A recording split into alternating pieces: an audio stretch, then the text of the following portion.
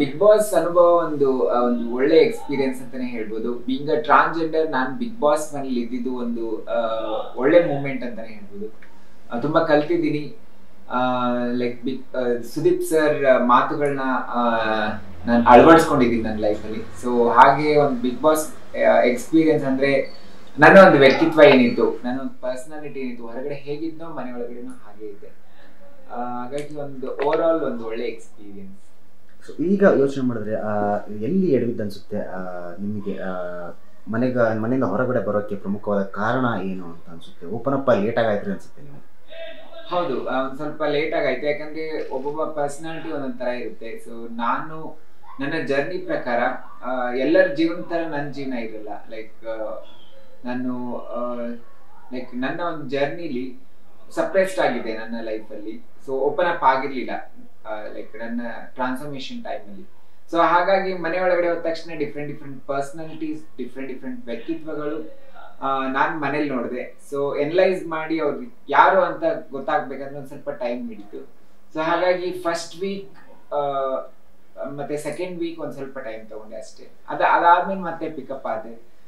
ನಂಗೆ ಗೊತ್ತಾಯ್ತು ಹೇಗೆ ಆಟ ಆಡ್ಬೇಕು, ಹೇಗೆ ಬಿಗ್ ಬಾಸ್ ಮನೆಯಲ್ಲಿ ನಾವು ಆಸ್ ಅ ಕಂಟೆಸ್ಟೆಂಟ್ ಆಗಿ ಹೇಗಿರ್ಬೇಕು ಅನ್ನೋದು ನಂಗೆ ಆಮೇಲೆ ಗೊತ್ತಾಯ್ತು. ಸೊ ಅಲ್ಲಿ ಒಂದು ಸ್ವಲ್ಪ ಡಿಲೇ ಆಯ್ತು. ಅದು ಬಿಟ್ರೆ ಮತ್ತೆ ನಾನು ಚೆನ್ನಾಗಿ ಆಡಿದೆ ಅನ್ನೋದು ಒಂದು ನನ್ನ ಖುಷಿ. ಎಕ್ಸ್ಪೆಕ್ಟ್ ಮಾಡಿದ್ರ ಈ ವಾರ ನಾನೇ ಎಲಿಮಿನೇಟ್ ಆಗೋದು, ಹೊರಗಡೆ ಬರೋದು? ಯಾಕಂದ್ರೆ ಕ್ಯಾಪ್ಟನ್ ಬೇರೆ ಆಗಿದ್ರಿ ನೀವು. ಸೊ ಖಂಡಿತ ಗೊತ್ತಿರ್ಲಿಲ್ಲ. ಯಾಕಂದ್ರೆ ಇಲ್ಲ, ಆಸ್ ಎ ಕ್ಯಾಪ್ಟನ್ ಆಗಿ ನಂಗೆ ಗೊತ್ತಿರ್ಲಿಲ್ಲ ನಾನು ಹೊರಗಡೆ ಬರ್ತೀನಿ ಅಂತ. ನಂಗೂ ಶಾಕ್ ಆಯ್ತು. ಸುದೀಪ್ ಸರ್ ಹೇಳಿದ ತಕ್ಷಣ ಕೂತಿದ್ವಿ ನಾವು ಸ್ನೇಹಿತರು, ನಾನು ಸಿರಿ. ಸೊ ನನ್ನ ಸ್ನೇಹಿತ ಹೋಗ್ತಾರೆ ಅಂತ ಅನ್ಕೊಂಡೆ. ಸೊ ಅನ್ಫಾರ್ಚುನೇಟ್ಲಿ ನಾನು ಹೊರಗಡೆ ಬರ್ಬೇಕಾಯ್ತು. ಸೊ ನನಗೂ ಒಂಥರ ಶಾಕೇ ಆಯ್ತದು. ನಿಮ್ಗಷ್ಟೇ ಅಲ್ಲ, ನಿಮ್ಮ ಮನೆಯವ್ರಿಗೂ ಶಾಕ್ ಆಗಿರುತ್ತೆ, ಮನೆ ಕುಟುಂಬದವ್ರಿಗೆಲ್ಲರಿಗೂ. ಅವರು ಎಕ್ಸ್ಪೆಕ್ಟ್ ಮಾಡಿರಲ್ಲ ನೀವು ಇಷ್ಟು ಬೇಗ ಹೊರಗಡೆ ಬರ್ತೀರಂತ. ಅವ್ರ ರಿಯಾಕ್ಷನ್ ಹೇಗಿತ್ತು ಹೊರಗಡೆ ಬಂದ್ಮೇಲೆ? ನಾನು ಹೊರಗಡೆ ಬಂದ ತಕ್ಷಣ ಮಮ್ಮಿ ಅದೇ ಕೇಳಿದ್ರು, ಯಾಕೆ ನಾವೆಲ್ಲ ಇನ್ನು 100 days ವರ್ಗು ನೀನ್ ಇರ್ತೀಯ ಅಂತ ಅನ್ಕೊಂಡಿದ್ವಿ. ಒಂದೇ ಸತಿ ಅವ್ರಿಗೂ ಒಂಥರ ಶಾಕೇ ಆಯ್ತದು. ಸೊ ನನಗೆ ಗೊತ್ತಿಲ್ಲ ಯಾವ ರೀತಿ ಅದು ವರ್ಕ್ ಆಯ್ತು, ವೋಟಿಂಗ್ ಮುಖಾಂತರ ಆಯ್ತು, ಬಿಗ್ ಬಾಸ್ ಟೀಮ್ ಅವರು ಆ ಡಿಸಿಷನ್ ತಗೊಂಡ್ರು. ಸೊ ಇಡೀ ಹಿಸ್ಟ್ರಿಲೇ ಕ್ಯಾಪ್ಟನ್ ಆದ್ಮೇಲೆ ಯಾರು ಹೊರಗಡೆ ಬಂದಿಲ್ಲ. ನಾನು ಹೊರಗಡೆ ಬಂದಿದ್ದೇನೆ, ನನಗೂ ಈಗ ಅದು ಯಕ್ಷ ಪ್ರಶ್ನೆನೆ ಅಂತ ಹೇಳ್ಬೋದು. ಬಟ್ 50 days ಇದ್ದೆ. ಸೊ 50 days ವರ್ಗು ನಾನು ಯಾವ ರೀತಿ ಆಟ ಆಡ್ಬೇಕು ಆ ರೀತಿ ಆಟ ಆಡಿ ನಾನು ಹೊರಗಡೆ ಬಂದಿದ್ದೀನಿ. ಸೊ ನೀವೇ ಹೇಳದಂತೆ ಹಿಸ್ಟ್ರಿಯಲ್ಲೇ ಯಾರು ಕ್ಯಾಪ್ಟನ್ ಆದವರು ಎಲಿಮಿನೇಟ್ ಆಗಿರಲಿಲ್ಲ, ಹೊರಗಡೆ ಬಂದಿರಲಿಲ್ಲ. ಸೊ ಅದ್ರ ಬಗ್ಗೆ ನಿಮಗೆ ಸಹಜವಾಗಿ ಬೇಸರ ಇದ್ದೇ ಇರುತ್ತೆ. ಇದ್ರ ಜೊತೆಗೆ ವೋಟಿಂಗ್ ಪೋಲ್ ಕೂಡ ಏನು ತೋರಿಸ್ಬೇಕು ಅನ್ನೋ ಮಾತಿದೆ. ಅದ್ರ ಬಗ್ಗೆ ನಿಮ್ಮ ಅಭಿಪ್ರಾಯ ಏನು? ಆ ಬೇಸರ ಮತ್ತು ವೋಟಿಂಗ್ ಪೋಲ್ ಬಗ್ಗೆ? ಖಂಡಿತ ನಾನು ಹೊರಗಡೆ ಬಂದ ತಕ್ಷಣ ಜನರ ಒಂದು ಅಭಿಪ್ರಾಯಕ್ಕೆ ನೋಡೋಕೆ ಎಲ್ರು ಇಷ್ಟಪಟ್ರು ನನ್ನ. ಎಲ್ರು ಹೇಳ್ತಾ ಇದ್ರು ಚೆನ್ನಾಗಿ ಆಡ್ತಾ ಇದ್ರಲ್ಲ, ಯಾಕೆ ಹೊರಗಡೆ ಬಂದ್ರಿ? ಸೊ ಇವಾಗ ಎಲ್ಲ ಕಂಟೆಸ್ಟೆಂಟ್ ನ ನೀವು ತೂಕ ಹಾಕಿದ್ರೆ ಸೊ ಎಲ್ಲರದು ಏರುಪೇರು ಅಂತ ಇದ್ದೇ ಇದೆ. ಸೊ ಒಂದ್ಸತಿ ಚೆನ್ನಾಗಿ ಮಾಡಿದ್ದಾರೆ, ಒಂದ್ಸತಿ ಕಡಿಮೆ ಆಟ ಆಡಿದ್ದಾರೆ, ಟಾಸ್ಕ್ ಮುಖಾಂತರ ಚೆನ್ನಾಗಿಲ್ಲ, ಒಂದ್ಸತಿ ಮಾತಿನ ಮುಖಾಂತರ. ಸೊ ಹೀಗೆ ಏರುಪೇರು ಎಲ್ಲಾ ಕಂಟೆಸ್ಟೆಂಟ್ ನ ನೀವು ನೋಡಿದ್ರೆ ಆತರ ಇದೆ. ಸೊ ವೋಟಿಂಗ್ ಅಂತ ಬಂದಾಗ ವೋಟಿಂಗ್ ನನಗನ್ಸಿದ ಮಟ್ಟಿಗೆ ವೋಟಿಂಗ್ ಬಿದ್ದಿದೆ. ನನಗೆ ಗೊತ್ತಿಲ್ಲ ಯಾವ ರೀತಿ ಅದು ವರ್ಕೌಟ್ ಆಗಿದೆ ಹೇಗೆ ಅಂತ. ಮೇ ಬಿ ವೋಟಿಂಗ್ ನ ಜನರ ಮುಂದೆ ಇಟ್ಟಾಗ ಅದಿನ್ನೂ ಕ್ಲಿಯರ್ ಆಗಿರ್ತಿತ್ತು ಅನ್ನೋದು ನನ್ನ ಅಭಿಪ್ರಾಯ.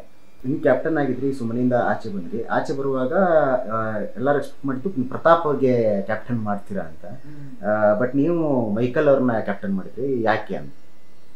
ಇಲ್ಲ, ಅಲ್ಲಿ ಈಗ ನನಗೆ ನಾನು ಹೊರಗಡೆ ಬರ್ಬೇಕಾದ ಒಂದು ಸೆಂಟಿಮೆಂಟ್ ಇತ್ತು, ಒಂದು ಆ ರಿಲೇಶನ್ಶಿಪ್ ಇತ್ತು.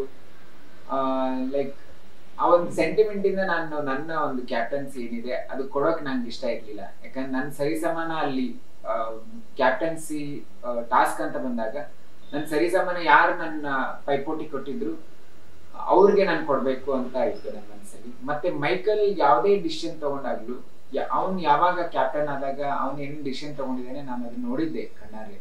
ಸೊ ಒಂದು ಮನೆ ನಡೆಸ್ಕೊಂಡು ಹೋಗೋದು ತುಂಬಾ ಬಹುಮುಖ್ಯ ಪಾತ್ರ ವಹಿಸುತ್ತೆ. ಇವನ್ ಪ್ರತಾಪ್ ನಾನು ಕೊಟ್ಟಿದ್ರು ಅವನ್ಗದು ಬೇರೆ ರೀತಿ ಅವನ್ಗೆ ಕೇಳಕ್ಕೆ ಇದಾಗ್ತಿತ್ತು. ಯಾಕಂದ್ರೆ ಓಕೆ ನೀತು ಕೊಟ್ಟಿದ್ದಾರೆ ಬಿಡು, ನೀನೇನ್ ಮಾಡಿದೀಯಾ, ಕ್ಯಾಪ್ಟನ್ಸಿ ಟಾಸ್ಕು ಮಾಡಿಲ್ಲ, ಏನು ಮಾಡಿಲ್ಲ ಅನ್ನೋ ರೀತಿ ಅವನ್ಗೆ ಎಲ್ರೂ ರೇಗಿಸ್ತಾ ಇದ್ರು. ಸೊ ಅದು ಒಂದು ನನಗೆ ಇಷ್ಟ ಇರಲಿಲ್ಲ. ಮತ್ತೆ ಇನ್ನೊಂದು ಏನ್ ಹೇಳ್ಬೇಕಂದ್ರೆ ಕ್ಯಾಪ್ಟನ್ಸಿ ಅನ್ನೋದು ಒಂದು ಸ್ಟ್ಯಾಂಡ್ ತಗೊಂಡಾಗ ನಾವು ಆ ಆಟದಲ್ಲಿ ಭಾಗವಹಿಸಕ್ಕೆ ಅನುಕೂಲ ಆಗೋದು. ಸೊ ಹಾಗೆ ಪ್ರತಾಪೇ ಸ್ಟ್ಯಾಂಡ್ ತಗೊಂಡು ಅವ್ನು ಟಾಸ್ಕ್ ಆಡಿ ಕ್ಯಾಪ್ಟನ್ ಆದಾಗ ಅದೊಂದು ಲೆಟರ್ ಬರುತ್ತೆ, ನೀವು ಅಭಿನಂದನೆಗಳು ಕ್ಯಾಪ್ಟನ್ ಆಗಿದ್ದೀರಾ ಬಿಗ್ ಬಾಸ್ ಮನೆಯಲ್ಲಿ. ಸೊ ಹಾಗೆ ಒಂದು ಫೋಟೋ ಬರುತ್ತೆ. ಸೊ ಆ ಒಂದು ಥ್ರಿಲ್ಲೇ ಬೇರೆ, ಅದು ಆ ಒಂದು ಲೈಕ್ ಎನರ್ಜಿನೇ ಬೇರೆ. ಸೊ ಹಾಗೆ ಪ್ರತಾಪ್ನ ನಾನು ಆ ರೀತಿ ನೋಡಕ್ ಇಷ್ಟಪಡ್ತೀನಿ. ಅವನಾಗೆ ಗೆದ್ದು ಅವನಾಗೆ ಪಡ್ಕೊಂಡಾಗ ಅದೊಂದು ಖುಷಿನೇ ಬೇರೆ. ಸೊ ಹಾಗಾಗಿ ನಾನು ಎಲ್ಲ ತರ ಕ್ಯಾಲ್ಕುಲೇಷನ್ ಹಾಕಿದಾಗ ನಾನು ಮೈಕಲ್ಲಿ ಕೊಟ್ಟಿದ್ದೆ.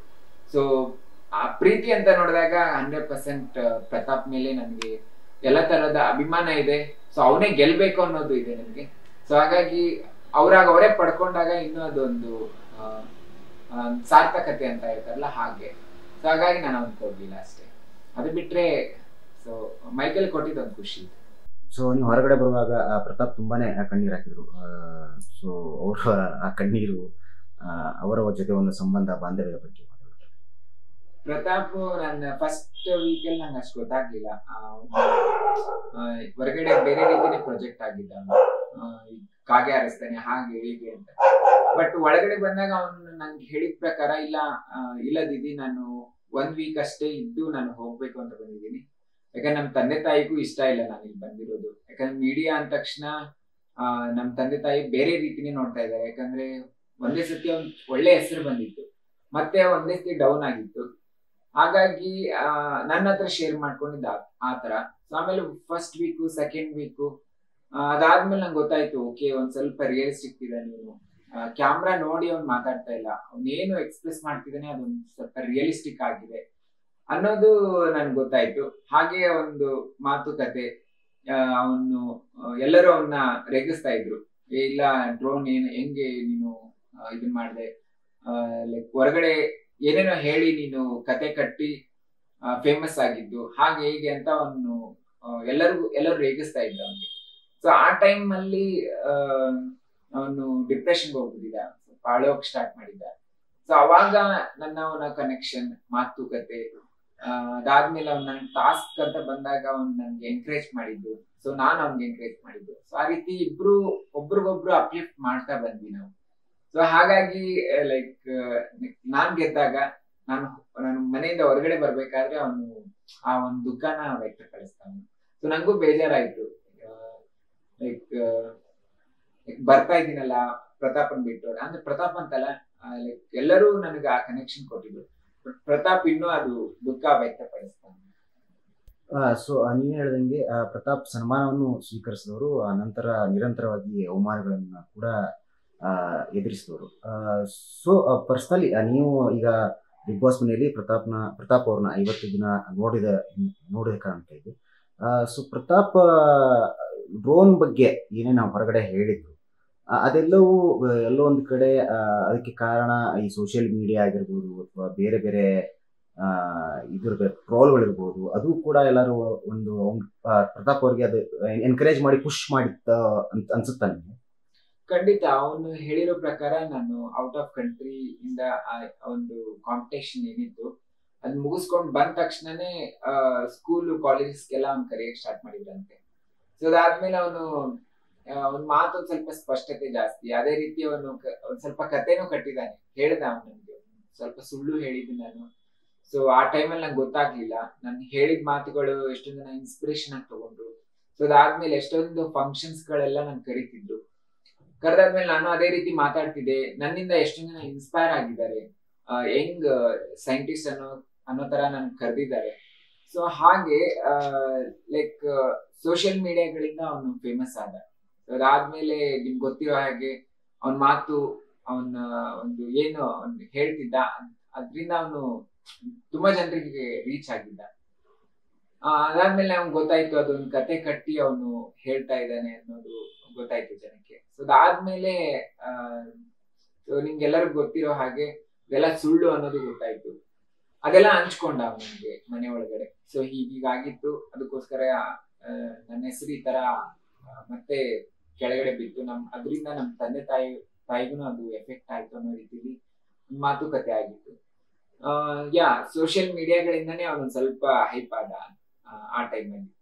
ಸೊ ಅದು ಬಿಟ್ರೆ ಅವನೇನಿದೆ ಅವನು ಓಪನ್ ಆಗಿ ಹೇಳ್ಕೊಂಡಿಲ್ಲ ನನ್ನ.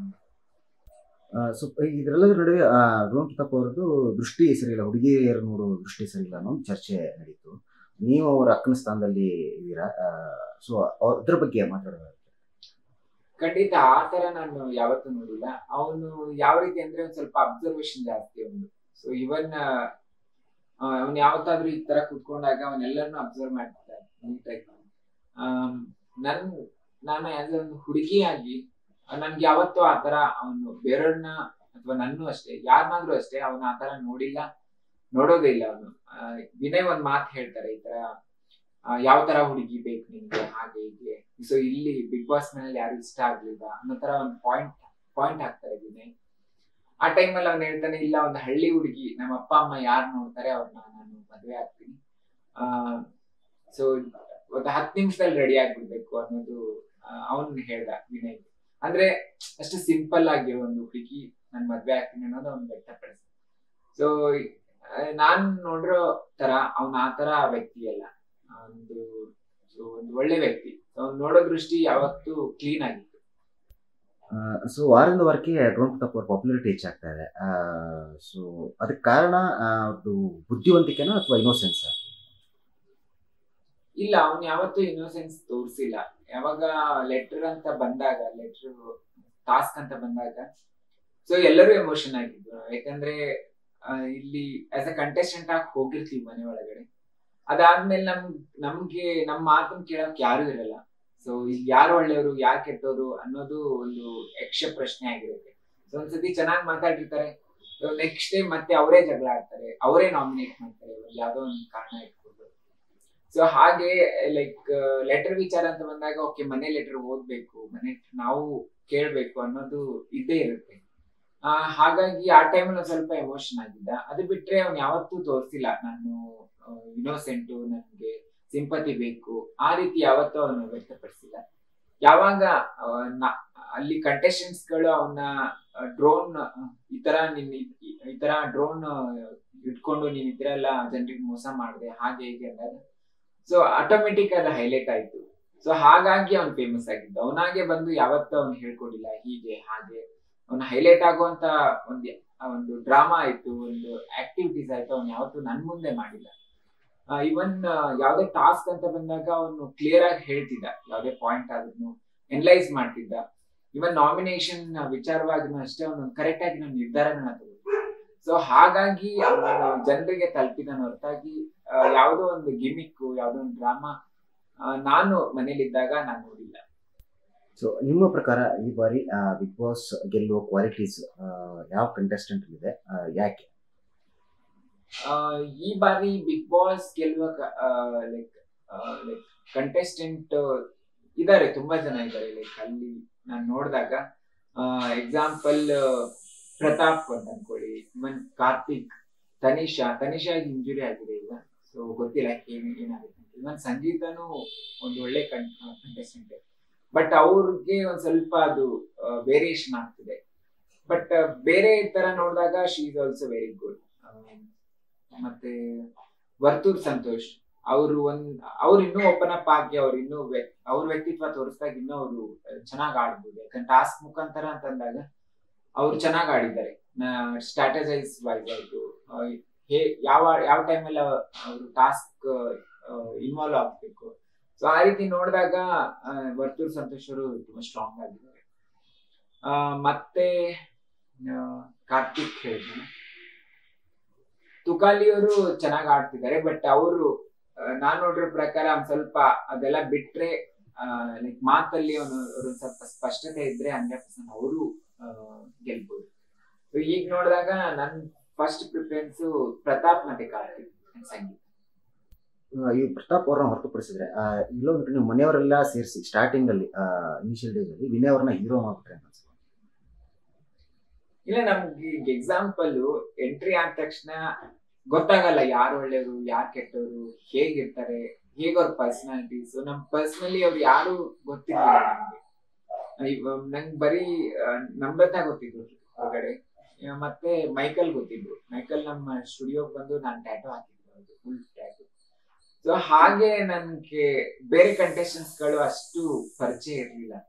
ನಾನು ಯಾವಾಗ ವಿನಯ್ ಅವ್ರನ್ನ ಮಾತಾಡಿದ್ದೆ ನನ್ಗೆ ಒಳ್ಳೆಯವ್ರೆ ಅನ್ಸಿದ್ರು, ಇವಾಗ್ಲೂ ಒಳ್ಳೆಯವ್ರೆ ಅವರು. ಬಟ್ ಮೇ ಬಿ ಗೇಮ್ಗೋಸ್ಕರ ಆಟ ಆಡ್ತಿದಾರೋ ಏನು, ಮೇ ಬಿ ಅವರು ವಿಲನ್ ಆಗಿ ಅವ್ರು ತೋರಿಸ್ಕೋತಾ ಇದ್ದಾರೋ ಅಂತ ಗೊತ್ತಿಲ್ಲ. ಬಟ್ ನಾನ್ ನೋಡಿರೋ ಪ್ರಕಾರ ಎಲ್ಲರೂ ಅವ್ರದೇ ಆದಂತ ಒಂದು ವ್ಯಕ್ತಿತ್ವ ಇದೆ, ಅವ್ರದೇ ಆದಂತ ಕ್ಯಾರೆಕ್ಟರ್ಸ್ ಇದೆ ಮನೆ ಒಳಗಡೆ. ಸೊ ಮೇ ಬಿ ಅವ್ರ ಜರ್ನಿಲಿ ಅವ್ರು ಆತರ ಬೆಳೆದ್ ಬಂದಿರ್ತಾರೆ. ಸೊ ಯಾರು ಕೆಟ್ಟವರಲ್ಲ ಇಲ್ಲಿ, ಮೇ ಬಿ ಆಟ ಆತರ ಮಾಡ್ಸುತ್ತೆ. ನಾನು ಗೆಲ್ಲೇಬೇಕು ಅನ್ನೋದೊಂದು ಹಠ ಇರುತ್ತಲ್ಲ ಯಾವ್ದೇ ಒಂದು ವ್ಯಕ್ತಿಗಾದ್ರೆ. ಸೊ ಆ ರೀತಿ ಅವ್ರು ಆಟ ಆಡ್ಬೇಕಾದ್ರೆ ಅವ್ರಿಗೆ ಗೊತ್ತಿರಲ್ಲ ಯಾವ ರೀತಿ ನಾವು ಪ್ರೊಜೆಕ್ಟ್ ಆಗ್ತಿದೀವಿ, ಯಾವ ರೀತಿ ಜನ ನೋಡ್ತಿದ್ದಾರೆ ಅನ್ನೋದು. ಸೊ ತಪ್ಪು ಒಪ್ಪುಗಳನ್ನ ನಾವು ಒಪ್ಕೊಂಡು ಅದನ್ನ ಸರಿಪಡಿಸ್ಕೊಂಡು ಮುಂದೆ ಹೋದಾಗ ಚೆನ್ನಾಗ್ ಆಗ್ಬೋದು. ಸೊ ಇಲ್ಲ ನಾನೇ ಮಾಡಿದ್ ರೈಟು, ನಾನು ಹೇಳಿದ್ದೆ ಕರೆಕ್ಟ್ ಅನ್ನೋದು ಆ ವ್ಯಕ್ತಿತ್ವ ಇದ್ದಾಗ, ಸೊ ಮೇ ಬಿ ಅವ್ರಿಗೆ ಜನರಿಗೆ ಆ ರೀತಿ ಕಾಣ್ಬೋದು ಹೊರತಾಗಿ. ಅದು ಬಿಟ್ರೆ ಈಗ ಆಟ ಅಂದ್ಮೇಲೆ ಅದು ಡಿಫ್ರೆನ್ಶಿಯೇಟ್ ಇದ್ದೇ ಇರುತ್ತೆ. ಯಾರು ಚೆನ್ನಾಗ್ ಆಡ್ತಾರೆ, ಯಾರು ತಪ್ಪನ್ನ ಸರಿ ಮಾಡ್ಕೊಂಡು ಹೋಗ್ತಾರೆ ಅವ್ರಿಗೆ ಗೆಲ್ಬೋದು. ಬಳೆ ವಿಚಾರದಲ್ಲಿ ನೀತು ಅವರು ಯಾಕೆ ಮಾತಾಡಲಿಲ್ಲ? ಇಲ್ಲ, ಖಂಡಿತ ನಾನು ಮಾತಾಡಿದ್ದೀನಿ. ಯಾಕಂದ್ರೆ ನಂದು ಟಾಸ್ಕ್ ಅಂತ ಬಂದಾಗ ನಾವು ಇನ್ವಾಲ್ವ್ಮೆಂಟ್ ಅಲ್ಲಿ ಇರ್ತೀವಿ. ಲೈಕ್ ಅಂದ್ರೆ ತುಂಬಾ ದೂರ ಇದ್ರು ಅವರು, ಮಣ್ಣಿನ ಮಡಿಕೆ ಮಾಡೋದಿತ್ತು ನನ್ನ ಟಾಸ್ಕ್.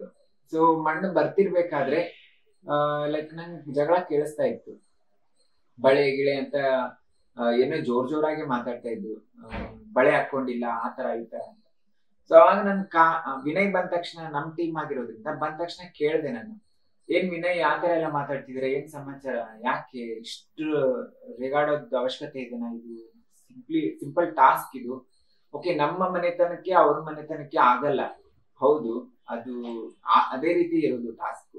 ಬಟ್ ಹಾಗಂತ ನೀವ್ ಏನೇನೋ ಮಾತಾಡೋದಲ್ಲ ಅನ್ನೋ ರೀತಿಲಿ ನಾನು ಪಾಯಿಂಟ್ ಹಾಕಿದ್ದೆ. ಅದಾದ್ಮೇಲೆ ಮತ್ತೆ ಮನೆ ಒಳಗಡೆ ಡೈನಿಂಗ್ ಟೇಬಲ್ ಇದ್ದಾಗ ಸಂಗೀತ ಅವ್ರಿಗೂ ನಾನು ಆ ಮಾತು ಹೇಳಿದೆ, ಏನ್ರಿ ಇಷ್ಟು ರ್ಯಾಶ್ ಆಗೋ ಅವಶ್ಯಕತೆ ಇತ್ತ, ಯಾವನು ಯಾವಳು ಅನ್ನೋ ರೀತಿ ಮಾತಾಡೋ ಅವಶ್ಯಕತೆ ಇತ್ತ ಆ ಟಾಸ್ಕ್ ಅಲ್ಲಿ, ಆ ರೀತಿ ನಾನು ಹೇಳ್ದೆ. ಅವಾಗ ಸಂಗೀತ ಹೇಳಿದ್ರು, ಇಲ್ಲ ನೀತು ನಮ್ದಲ್ಲ ತಪ್ಪು, ಫಸ್ಟ್ ಯಾರು ಮಾತಾಡಿದ್ರು ಅವ್ರಿಗೆ ತಪ್ಪಾಗುತ್ತೆ ಅನ್ನೋ ರೀತಿಲಿ ನಾನು ಹೇಳಿದ್ರು. ಬಟ್ ನನಗೆ ಗೊತ್ತಿರ್ಲಿಲ್ಲ ಯಾರು ಫಸ್ಟ್ ಹೇಳಿದ್ದಾರೆ, ಯಾರು ಸೆಕೆಂಡ್ ಹೇಳಿದ್ದಾರೆ ಅನ್ನೋ ರೀತಿಲಿ. ಯಾಕಂದ್ರೆ ನಮ್ಮ ಟಾಸ್ಕ್ ಅಲ್ಲಿ ನಾನು ಬಿಸಿ ಇದ್ದೆ. ಸೊ ಹಾಗಾಗಿ ಇಬ್ರಿಗೂ ನಾನು ಆ ಪಾಯಿಂಟ್ ಕೇಳಿದೀನಿ, ಯಾಕೆ ಆ ಮಾತು ಬಂತು, ಅವಶ್ಯಕತೆ ಇರ್ಲಿಲ್ಲ ಅನ್ನೋ ರೀತಿ. ಸೊ ಮೇ ಬಿ ಅದು ತೋರಿಸಿಲ್ಲ ಅನ್ಸುತ್ತೆ, ಬಟ್ ನಾನು ಈ ಪಾಯಿಂಟ್ ಖಂಡಿತ ನಾನು ಕೇಳಿದ್ದೀನಿ. ಸೊ ನೀತು ಅವರು ಪರ್ಸನಲಿ ವೈಯಕ್ತಿಕವಾಗಿ ಕನ್ಫ್ಯೂಸ್ಡ್ ಆಗಿರ್ತಾರ ನೀತು ಅವರು, ಅಥವಾ ಒಂದು ಸ್ಪಷ್ಟತೆ ಇರುತ್ತಾ?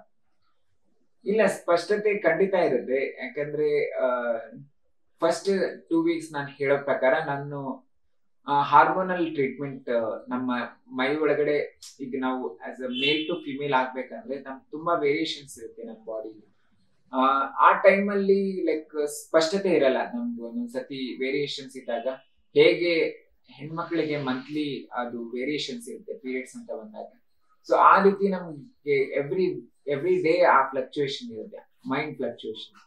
ಸೊ ನನ್ಗೊಬ್ಳಿಗೆ ಅಲ್ಲ, ಎಲ್ಲಾ ಟ್ರಾನ್ಸ್ಜೆಂಡರ್ಸ್ ಗಳು ಈ ಒಂದು ಟ್ರೀಟ್ಮೆಂಟ್ ಅಲ್ಲಿ ಹೋಗ್ತಾ ಇರ್ತಾರೆ. ಸೊ ಹಾಗಾಗಿ ಒಂದು ಜಡ್ಜ್ಮೆಂಟ್ ಸಿಗೋಕ್ಕೋಸ್ಕರ ಆ ಟೈಮಲ್ಲಿ ಕನ್ಫ್ಯೂಷನ್ ಅನ್ನೋ ನಾನು ಒಪ್ಕೊಳ್ಳಲ್ಲ. ಯಾಕಂದ್ರೆ ಅವ್ರು ನಂಗೆ ಕೊಟ್ಟಿರೋ ಪಟ್ಟ ಅದು ಆತರ ಹೇಳ್ತಿದ್ರು. ಈಗ ನಾಮಿನೇಷನ್ ಅಂತ ಬಂದಾಗ, ಓಕೆ ನೀತು ಅವ್ರು ಕನ್ಫ್ಯೂಸ್ಡ್ ಆಗಿದ್ದಾರೆ, ಅದಕ್ಕೆ ಇದನ್ನ ಮಾಡ್ತಾ ಇದ್ವಿ. ಸೊ ಅವ್ರು ಎಲ್ಲರಿಗೂ ಒಂದೊಂದು ಕಾರಣ ಕೊಡ್ತಾ ಇದ್ರು. ವಿನಯ್ ಅಂತ ಹೇಳಿದಾಗ, ವಿನಯ್ ಈ ತರ ಮಾತಾಡಿದ್ರು, ಅದಕ್ಕೋಸ್ಕರ ಅವ್ರಿಗೆ ಈ ತರ ಕೊಡ್ತಾ ಇದ್ವಿ. ಸಂಗೀತ ಅವರು ಅದೇ ಒಂದೊಂದು ಕಾರಣ ಕೊಡ್ಲೇಬೇಕು, ಕೊಟ್ಟಿಲ್ಲ ಅಂದ್ರೆ ನಾಮಿನೇಷನ್ಗೆ ಕರೆಕ್ಟ್ ಆಗಿರೋ ಸೂಕ್ತ ಕಾರಣ ಬರಲ್ಲ. ಸೊ ಹಾಗಾಗಿ ನನ್ಗೊಂದು ಕನ್ಫ್ಯೂಸ್ಡ್ ಅನ್ನೋ ಒಂದು ಪದನ ಅವ್ರು ಯೂಸ್ ಮಾಡಿ ಮಾತಾಡ್ತಾ ಇದ್ರು. ಬಟ್ ಈಗ ಎಕ್ಸಾಂಪಲ್, ತಪ್ಪೆಲ್ಲರೂ ಮಾಡ್ತಾರೆ, ತಪ್ಪು ಮಾಡಿ ನಾನು ಸರಿ ಪಡಿಸ್ಕೊಂಡು ಮತ್ತೆ 2 ಸತಿ ಕ್ಯಾಪ್ಟನ್ ಆಗಿದ್ದೀನಿ, ಉತ್ತಮ ತಗೊಂಡಿದ್ದೀನಿ, ಕಿಚ್ಚನ ಚಪ್ಪಾಳೆ ಬಂದಿದೆ. ಸೊ ಅದು ಸುಮ್ನೆ ಅಲ್ಲ. ಈಗ ಎಲ್ಲಾ ಕಂಟೆಸ್ಟೆಂಟ್ಸ್ ಗಳಿಗೂ ನಾವು ಹೋಲಿಸಿದಾಗ ಕನ್ಫ್ಯೂಸ್ಡ್ ಆಗಿ ನಾನು ಇಷ್ಟೆಲ್ಲ ಮಾಡಕ್ ಸಾಧ್ಯನೇ ಇಲ್ಲ ಅಲ್ವಾ. ಸೊ ಹಾಗಾಗಿ ನಾನು ಕ್ಲಿಯರ್ ಇಂದಾನೆ ನಾನೆಲ್ಲ ಮಾಡಿದ್ದೀನಿ, ಕ್ಲಿಯರ್ ಇಂದಾನೆ ಎಲ್ಲ ಪಾಯಿಂಟ್ ಹಾಕ್ತಿದ್ದೆ. ಸೊ ಮೇ ಬಿ ಒಂದೊಂದು ಪಾಯಿಂಟ್ ಒಬ್ಬರಿಗೆ ಇಷ್ಟ ಆಗಿಲ್ಲ ಅಂದ್ಮೇಲೆ ಅವ್ರು ನನಗೆ ಆ ರೀತಿ ಕರೀತಿದ್ರು, ಹೊರತಾಗಿ ನಾನು ಕನ್ಫ್ಯೂಸ್ಡ್ ಅಲ್ಲ. ಸೊ ನೀವೇ ಹೇಳಿದಂತೆ ಕ್ಯಾಪ್ಟನ್ ಆದವರು ಅಷ್ಟೇ ಅಲ್ಲ, ನೀವು ನಿಮಗೆ ತುಂಬಾನೇ ಮಹತ್ವವಾದ ಕಿಚ್ಚನ ಚಪ್ಪಾಳೆ ಕೂಡ ಸಿಕ್ತು. ಸೊ ಆ ಕಿಚ್ಚನ ಚಪ್ಪಾಳೆ ಸಿಕ್ಕ ಖುಷಿ, ಅದ್ರ ಬಗ್ಗೆ ಮಾತಾಡೋದು. ಕಿಚ್ಚನ ಚಪ್ಪಾಳೆ ನಂಗೆ ಊಹೆನೂ ಇರ್ಲಿಲ್ಲ ನನ್ಗೆ ಸಿಗುತ್ತೆ ಅನ್ನೋದು. ಯಾಕಂದ್ರೆ ಆ ಟೈಮಲ್ಲಿ ನಾನು ತಗೊಂಡಂತ ಸ್ಟ್ಯಾಂಡ್ ಇತ್ತಲ್ಲ, ಸೊ ಎಲ್ಲಾ ರೀತಿನೂ ನಾನು ಪ್ರಶ್ನೆಗಳನ್ನ ಹಾಕ್ತಿದ್ದೆ. ಯಾಕೆ ನೀವ್ ಯಾಕೆ ಈ ತರ ಮಾಡಿದ್ರಿ? ಇವನ್ ಎಲ್ಲಾ ತರನು ಎಲ್ಲ ಟಾಸ್ಕ್ ಅಲ್ಲೂ ಅಷ್ಟೇ ಮಾತಿಂದ ಆದ್ರು ಎಲ್ಲಾನು ಒಂದು ಒಳ್ಳೆ ನನ್ನ ವ್ಯಕ್ತಿತ್ವನ ತೋರಿಸ್ಕೊಂಡಿದ್ದೆ. ಸೊ ಹಾಗಾಗಿ ಕಿಚ್ಚನ ಚಪ್ಪಾಳೆ ಪಡೆಯೋಕೆ ನನ್ಗೆ ಸಹಾಯ ಆಯ್ತು, ಒಂದು ಅರ್ಹತೆ ಪಡ್ಕೊಂಡೆ. ಸರ್ ಹೇಳ್ಬೇಕಾದ್ರೆ ಮಾತಾಡೋ ಕಡೆ ಮಾತಾಡಿದ್ವಿ, ಸುಮ್ನಿರೋ ಕಡೆ ಸುಮ್ನಿದ್ರಿ, ಸ್ಟ್ಯಾಂಡ್ ತಗೊಳ್ಳೋ ಕಡೆ ಸ್ಟ್ಯಾಂಡ್ ಇದ್ರಿ ಅಂತ. ಸೊ ಆ ಒಂದ್ ಮಾತು ಕೇಳ್ಬೇಕಾದ್ರೆ ತುಂಬಾ ಖುಷಿ ಆಗ್ತಿತ್ತು. ಸೊ ಅವಾಗ ಅನ್ಕೋತಾ ಇದ್ವಿ ಯಾರ ಬಗ್ಗೆ ಮಾತಾಡ್ತಾ ಇದ್ದಾರೆ ಸರ್, ಹಾಗೆ ನಂಗೆ ಒಂದೇ ಸತಿ ನೀತು ಅನಜಾಕ್ಷಿ ಅಂತ ಹೇಳಿದ್ರು. ಸೊ ಅದೊಂದು ಪ್ರೌಡ್ ಮೂಮೆಂಟ್. ಅದು ಬಿಗ್ ಬಾಸ್ ಸೀಸನ್ 10 ಅಲ್ಲಿ ಫಸ್ಟ್ ಕಿಚ್ಚನ ಚಪ್ಪಾಳೆ ಅಷ್ಟು ಸಾಮಾನ್ಯವಾದ ವಿಚಾರ ಅಲ್ಲ. ಸೊ ನನಗೆ ಸಿಕ್ಕಿದೆ ಅಂದ್ರೆ ಅದೊಂದು ಪ್ರೌಡ್ ಮೂಮೆಂಟ್ ಅದು.